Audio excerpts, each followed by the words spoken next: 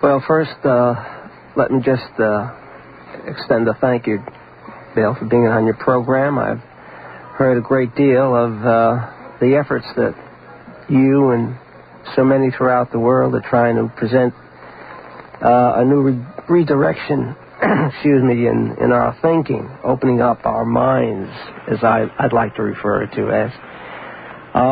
The Kabbalah is, I think you've kind of stated it far better than I can, and that is to create a greater awareness of not only the cosmos, not only of extraterrestrial intelligence, but what I'm afraid of is that we have very little knowledge of our own selves.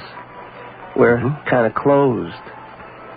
And the Kabbalah, in its presentation and redirecting our way of perception of things around us, I think will permit us to see something far and above the five senses, what we call the metaphysical. It's right here. It's right around us. Unfortunately, we don't see it.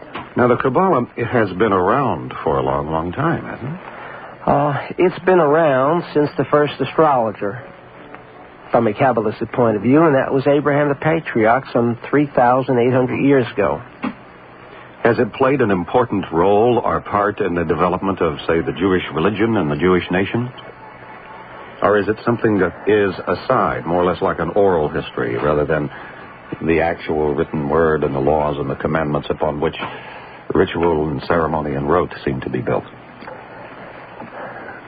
Well, shall I say, unfortunately, you kind of put it correctly.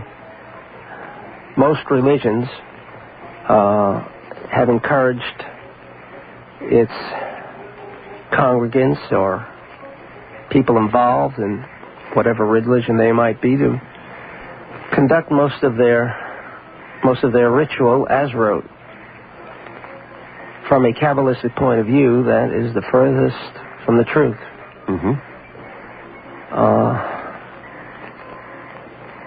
Religion as such, in my own humble opinion, has failed to some extent.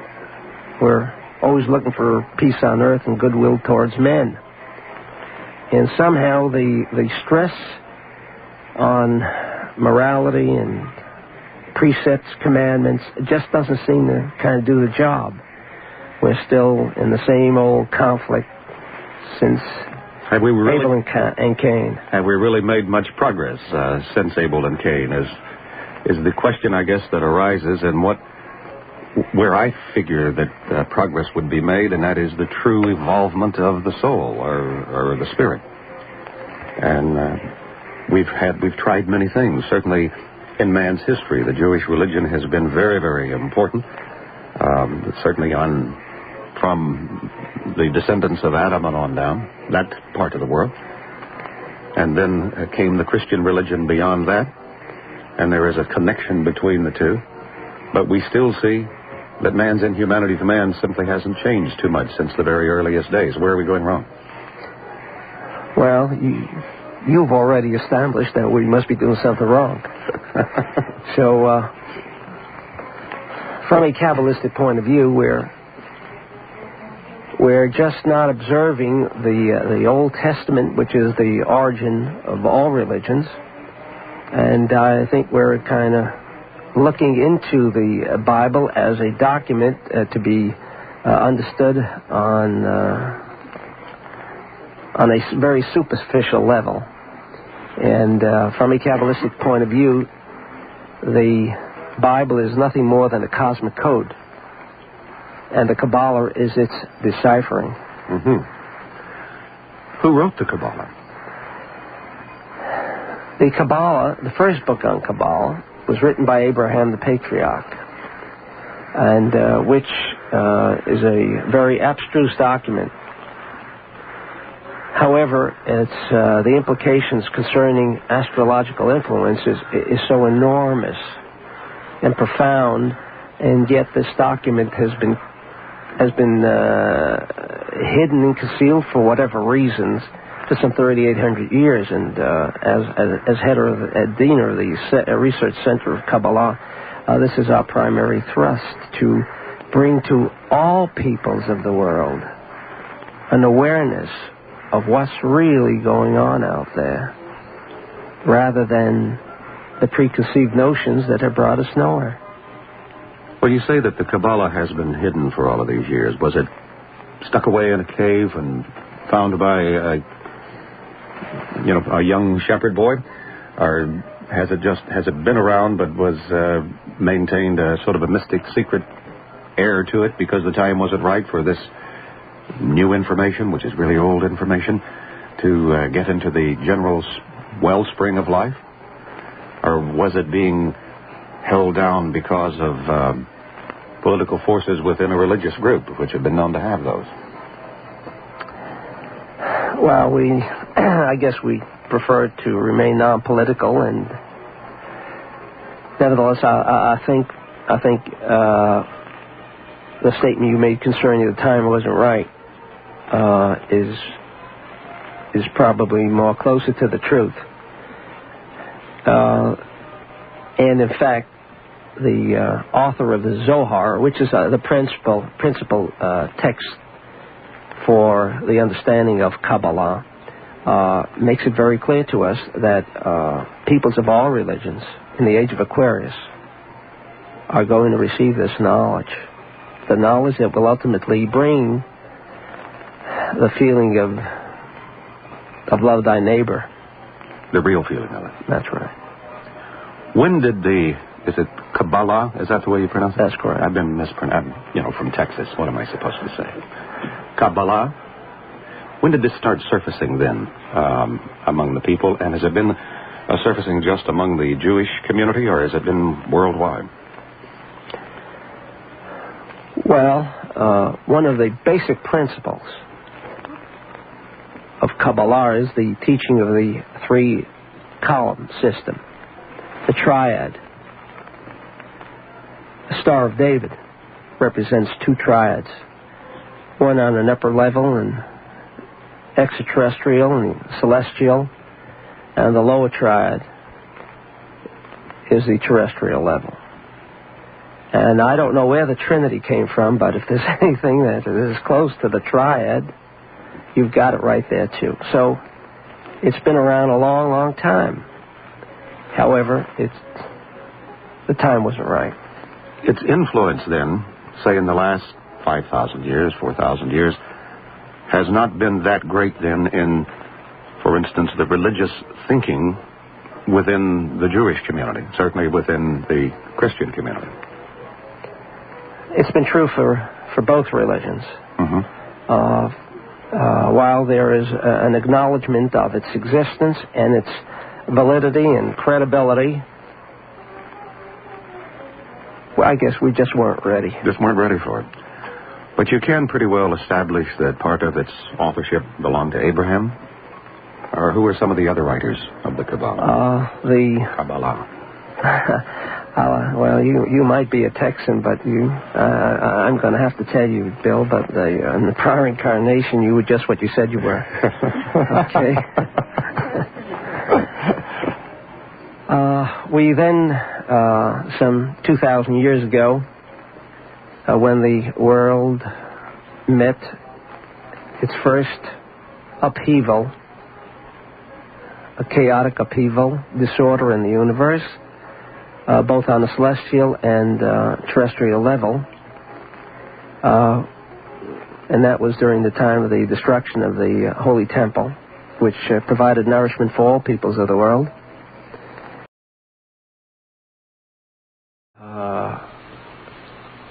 Fundamentally, the unknown. How can we possibly succeed in treating so many of these unfortunate individuals, like schizophrenia and the like, when we could very well consider the aspect of what we call in Kabbalah the dibuk, an exorcism which is so clearly spelled out in Kabbalah. Now, these were the most foremost sages of our times. Now, if I professed to start a new religion today, and this was my thinking, I'd agree. Maybe I'm looking for a new religion. But I have never quoted anything in that book that was not documented by some acceptable, credible sage so many thousands of years ago. And established religion, all religion's going to have to come and face up to that. What kind of reaction are you getting now from the leaders of the different Jewish religions that there are now to these teachings and this insight? Curiosity, or do they look upon you as some sort of a maverick? Well, fortunately, it's both. So we're having a great number of clergy of all religions, even from Kuwait, who have shown an interest. And while they still must conform to the principles of established religion, but the interest and the acceptability and credibility of reincarnation is growing amongst the clergy, more so than you, Bill, would even imagine. Well, it would be kind of stunning to me to find the clergy too deeply involved in it, other than to try to poo-poo it and put it down for some reason or another. Well, you can't you can't put it down when we're referring and we're kind of producing source references of people with credibility. There is, as we look at these many, many cases that the regressionist will do with people, where they start speaking as if they were someone else, living in another time and another place and perhaps even another sex, speaking languages that they don't know how to speak in this lifetime. You hear that could be just a genetic memory that comes down rather than a spiritual memory. How do you feel about that? What does the Kabbalah say? Well,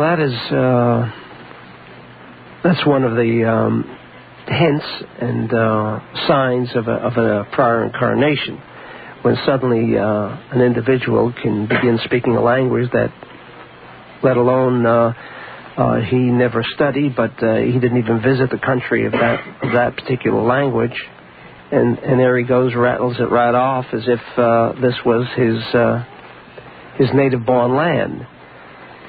There is no other explanation other than the fact that this individual lived there in a prior incarnation and has returned for no other reason than to correct a prior offense. Or perhaps evolve further from where he was. Doesn't necessarily always have to be a correcting process, does it? No, that's correct, Bill. You can return for the sake of sharing some energy with close ones, or one of the foremost Kabbalists living in Safed, the mystical city in Israel, Rabbi Isaac Luria, who claimed that the only reason for his return was to instruct his student, Rabbi Chaim Vital, in the knowledge of the Kabbalah, and he himself was instrumental in producing our 17-volume work on Kabbalah, the most extensive work, which was just completed some 2 months ago. Unfortunately, it's still in Hebrew, but we're moving right ahead on translation. We're all going to have to learn how to speak Hebrew. Well, I don't know about you. I think you know Hebrew. Dr. Philip S. Berg is my guest tonight. He is the author of The Kabbalah Connection, The Wheels of a Soul, Kabbalah for the Layman.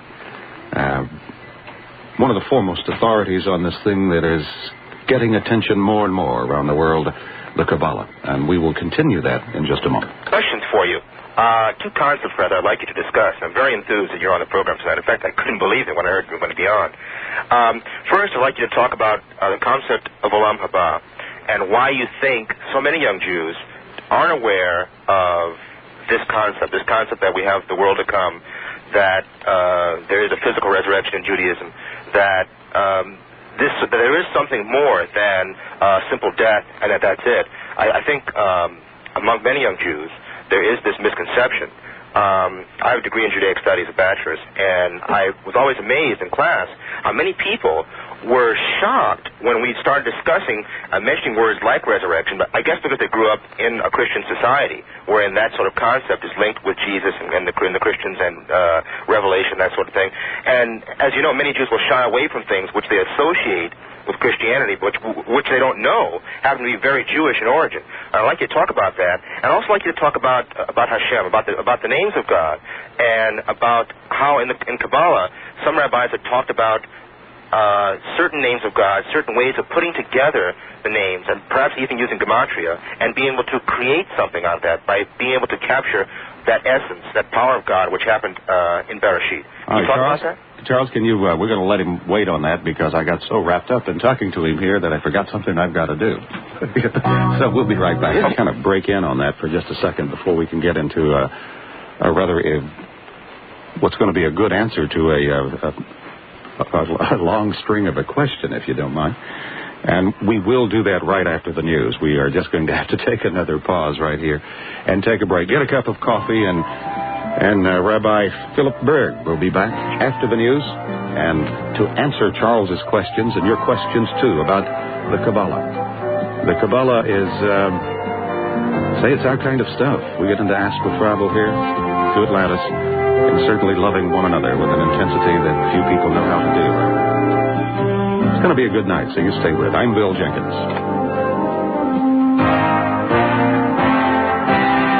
Happy Celebration 25. 6 minutes past 10 on a Saturday night. Welcome to Hour 2 of Open Mind. I'm Bill Jenkins. We're talking about the Kabbalah connection. And to make that connection is Rabbi Philip S. Berg, who probably knows as much about the Kabbalah as anyone around. And we think that you will find it quite fascinating to become familiar with it yourself. Charles was on the line when we left about 10 minutes ago, Charles. Sorry about that. So we'll get back to your question, Charles. Promise you that Philip will answer. Do you want to touch it again? Because just so that he gets all the points. Okay, well, I guess it was a bit drawn out the first time. What I'd like you to discuss, Rabbi, is the concept of Olam Haba, and in connection with that, physical resurrection, and the concept of the names of God being used in connection with creation of physical objects and or physical realities. That's what I'd like you to talk about. Okay. That's my question. Right. I'm right on with your question, Charles. The concept of Olam Haba, for those who are unfamiliar with its Hebrew terminology, refers to the world to come. All religions speak of the world to come.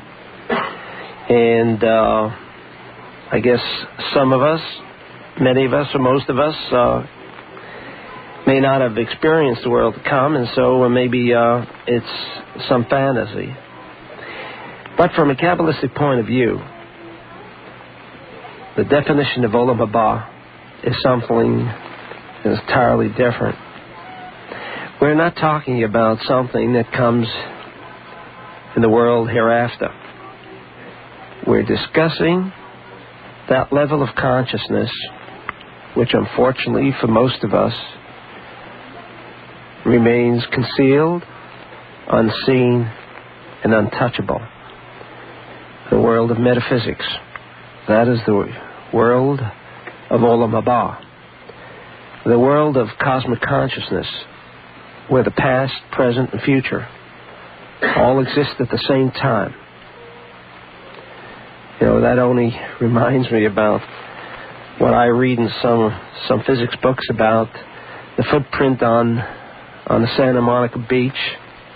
That will be made, we're observing it right now, but that's going to be made sometime tomorrow by some individual. And we see it right now before he's even gotten to the beach. That implies, from a Kabbalistic point of view, that there are two aspects. The world of the conscious what I'd like to refer to as the world of the unreal world, because that involves the five senses, the limitation of five senses, which goes and brings us to a point of what I call the unreal reality. When we speak of the manifestation of Olam Haba, it is that area where suddenly we receive and achieve a pure awareness of things that heretofore had been somehow hidden, concealed. It even reminds me of the most elementary example that I'd like to give when someone's about to tie a package and he's gotten together his string and paper and everything else, and when he's just about ready to tie the package, he can't find the string, and then he looks all over his place, his apartment, and he just can't find it. When he returns back to the place where the package is, lo and behold, the string was there all the time, but he didn't see it. And many of us kind of think we don't, or we do see things, and we're a little confused. Another example I'd like to give is when sometimes we call our friends and say, I met you at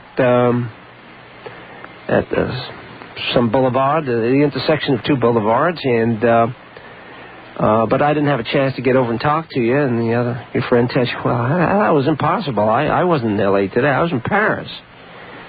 And then we kind of shy it off and say, oh, well, it probably must have been someone who looked like you. And the answer is no.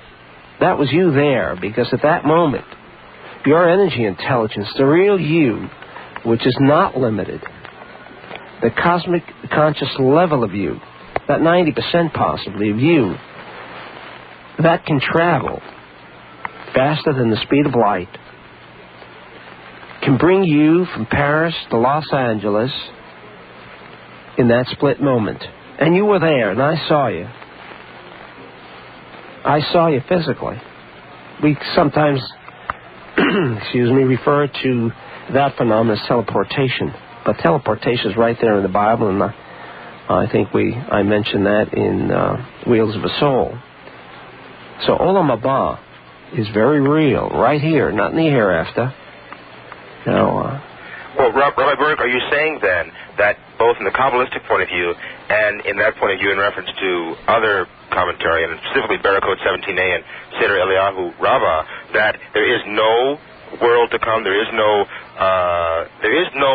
something beyond the point of death, wherein man and those who follow the Noachian precepts have something to look forward to in some other physical, earthly realm? Are you saying that indeed, that once men die, whether they achieve that consciousness or not, there is nothing else? Or are you saying absolutely yes or absolutely no?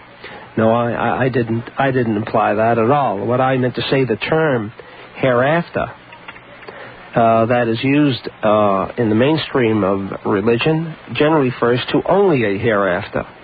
Now there is a place within our universe that after death the soul awaits its either return to be incarnated for a second time or a third time or for the 1,000th time, or it just remains until the time of resurrection, the time then when all souls will meet its former corporeal body. But this time, rather than the corporeal body having dominion over the soul with its desire to receive for oneself alone, that greed and corruption, which is the energy intelligence of the body, the soul will rule. So there is both Olam Haba and the world where souls reside until such time as they either return for incarnation purposes or at the time of resurrection. So, Rabbi, then you have answered my question. The answer is yes. That you do agree then that there is a resurrection for us as Jews. I'm talking about totally separate from the Christian point of view or any other. But from our point of view, there is a resurrection, and indeed there is some, whatever that may be, there is some world. Well, anyway, let's get to my second question very quickly. I know other callers are waiting. in regard to the uses of the names of God in Kabbalah and those references to, and in Zohar rather, to actual creation. I think in one instance, and I don't have the reference, one rabbi created a cup or something on the table as they were discussing this, as they were involved in using the names of God. And in the same way that the priests of the olden days, that the Cohens used these mighty names of God in the temple, and people were just overshadowed by this incredible name. What do you think of that? Do you think there is creation by that process, or is that, in your opinion, just mythic? Oh, I guess when I first became involved in Kabbalah, one of the first questions that I began to ask was the Lord a member of the underground or the underworld? I mean, he assumed so many aliases. There were so many names for God. Now, what was the reason for so many names? You know, there is Elohim, there is the Tetragrammaton, there is, I mean, I can just go on and on and on. Now, what is the reason for so many names of God? And so, from a Kabbalistic point of view, and this concept of God, is he a man or what is it? And so, from a Kabbalistic point of view, the Lord for us means the force, an energy force. An energy force of which its energy intelligence represents one concept and one concept alone, and that is the desire to share. There are different levels of that force. That force that, in my new book to be seen shortly, how creation came about by the letters themselves, the Hebrew letters, in which different levels of consciousness exist in our universe. In other words, we go up a ladder. As each one achieves an altered state of consciousness, he doesn't achieve the ultimate, as Moses, who could, just by uttering a name, as the Bible says, was the way he smote the Egyptian. It was not through a physical force. It was through a combination of letters. In this case, the Tetragrammaton. That Tetragrammaton is a very potent force. Yes. That force will be our only protection if that final war of Armageddon ever comes about. That's going to be the only protection for all mankind. That means for Jew and non-Jew alike. So that's what the names are all about. I hope I've answered your question. Rabbi, it's an excellent answer, and thank you for being a guest. Bye-bye. He touches it on page 161 of his book, The Kabbalah Connection, if you want to take a look at it. Charles, thank you very much for your question. I'm Bill Jenkins. With me is Rabbi Philip Berg. Rabbi Philip Berg. About the Kabbalah, that's what we're talking about, and we are talking to Alan. Alan, welcome aboard. Hi, people. How are you doing? Doing fine. Fine. Yeah. Dr. Berg made a statement that he felt that moral codes and traditional doctrines were problematic to knowing oneself and higher awareness, and he sort of dropped the bottom line that sharing was the antidote. And I was wondering what the Kabbalah and his perspective or view is on human sexuality. Is it merely a thing of sharing, or is there some moral consideration, say, in regard to premarital sex, for example? You can put on your Dr. Tony Grant hat. I've always raised the question. You know, people get married and they have children, and we know that certainly in 20th century, it's quite a problem bringing up children. Yet we still go ahead, and people have children now, knowing that there's going to be a lot of problems that follow in having children. And just why do people have children? From a rationalistic point of view, doesn't seem logical at all. And so I've often thought that. Had 4 of them. Wasn't anything rational about that at all. Right. And yet that's the way civilization continues. So there must be another driving force, questions the Kabbalah. that somehow, from a cosmic energy intelligence, something enters into most people who do have children and somehow direct them into having children. For what purpose? Why does this cosmic energy intelligence exist in the first place?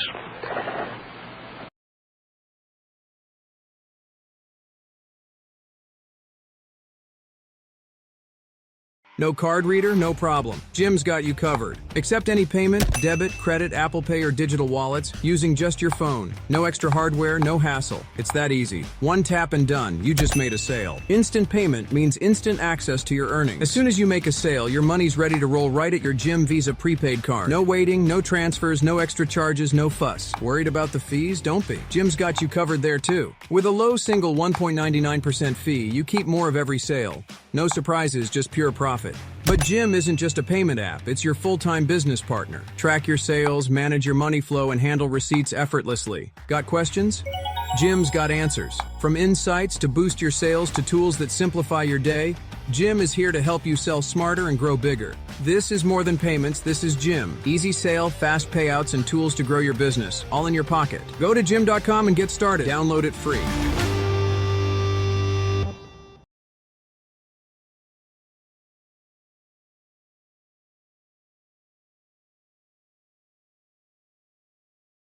The only answer that is found in the Kabbalah is for the purpose of what we call tikkun, or in other spiritual teachings, karmic purposes, and so forth. The purpose of having children, whether we're aware of it or not, is to provide the soul another opportunity if there was an offense committed by the soul in a prior incarnation, another opportunity to correct the tikkun process, to correct a prior offense. And without a corporeal body, whose energy intelligence is the desire to receive for oneself alone, that's where all negativity in the world arises from, is to provide the soul with free choice, in other words, do good or do bad. And so that is fundamentally the principal reason for having children, whether we're aware of it or not. But in any event, this is the Kabbalistic interpretation. Now, getting into premarital sex and otherwise, I think I'd probably have to request from you, Bill, let's say a couple of more weekly Saturday nights, let's say for the next 4 years, in getting into that subject. But I'm happy to say that will be a second forthcoming book, Our Reincarnation, which will be discussing that particular subject. However, I think we're forgetting one basic idea. Francis Crick, who brought us DNA and then tried bringing us transpermia in an endeavor to understand the sperm. From a Kabbalist point of view, that sperm is the most potent energy force that exists and is known to mankind. It is used in sex. But I think there is a lack of an awareness of what the individual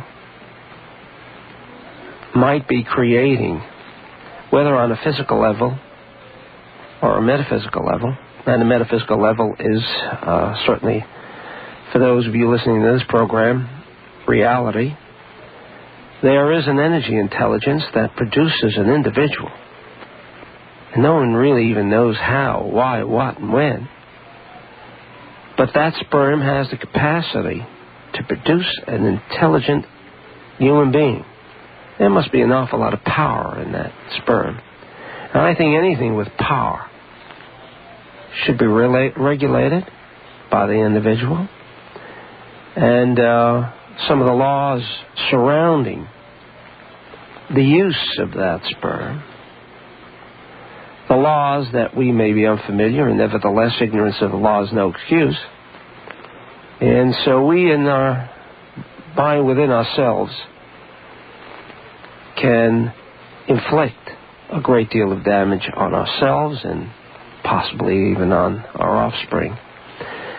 But the only thing I can tell you at this point is that we're dealing with a high energy intelligent force, and I think whatever surrounds the aspect of sex must be treated carefully. Do you feel then that, are you saying then that it would be more probable to reach an open mind and cosmic consciousness through abstinence, or does it depend solely on the individual? Maybe if he were more, say, involved intimately, he may reach it. Or can you give some sort of statement in? No, I said that when you have atomic power, you've got to realize the responsibility when you make use of it. Should one abstain from peaceful use of atomic power? Well, that's questionable because we don't even know the results of nuclear power, even for peaceful means. So, when you're talking about this kind of energy intelligence, I would strongly urge, as I do people who are planning on getting married, as I do in my book, you're dealing with energy intelligences of two individuals, and I think you both better get to know each other on another level, rather than just with our 5 or 10%. That's really what I'm saying. So this is clearly a case where you would qualify sharing. Sharing's gone a long way to achieve a greater awareness, certainly, and I think that's a step in the right direction. All right, thank you very much. Okay, Alan, thank you for the question there. It's 28 minutes past the 10 o'clock mark on Open Mind tonight, and we have opened our minds to the Kabbalah. And with us is Rabbi Philip Berg. I'm Bill Jenkins, back in a moment to see him in person. You mind if I go over this list with everybody? 4 seminars this coming week at the Stephen S. Wise Temple out in Bel Air. Our good friends over there on Monday and Tuesday, August 5th and 6th. The topic will be the power of the alphabet. That's the Hebrew alphabet. Did I say it right? That's right. You did. For a Texan and doing all right.